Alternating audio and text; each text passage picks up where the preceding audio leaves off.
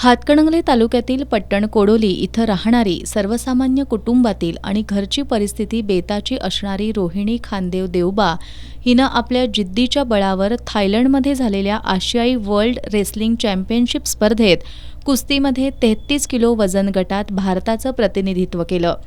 तिनं Japan, Mongolia आणि कझाकिस्तान या देशातील मल्लांवर मात करून उपांत्य फेरीत उझबेकिस्तानच्या मल्लावर गुणांच्या आधारावर 10-0 फरकानं विजय मिळवून भारताला सुवर्णपदक मिळवून दिलं. तिच्या या यशाबद्दल पट्टणकोडोली ग्रामस्थांनी रोहिणीची गावातून हत्तीवरून मिरवणूक काढून आनंदोत्सव साजरा केला. ढोल, ताशा, लेझीम आणि झांज पथकाच्या निनादात काढण्यात आलेल्या या मिरवणुकीत गावातील विद्यार्थी आणि शिक्षक सहभागी झाले होते.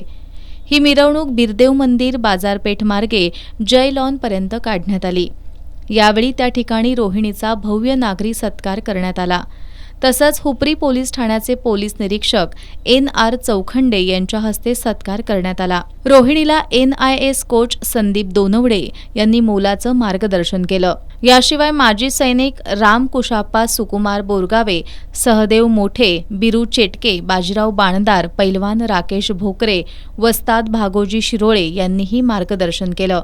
यावेळी जिल्हा परिषद सदस्य अशोकराव माने, धुळा डावरे, नारायण मोठे, बापूसाहेब मोठे, गंगाराम भानसे, शिरीष देसाई, यशश्री मसूरकर, सयाजी सीद आदींसह मान्यवर आणि ग्रामस्थ मोठ्या संख्येनं उपस्थित होते.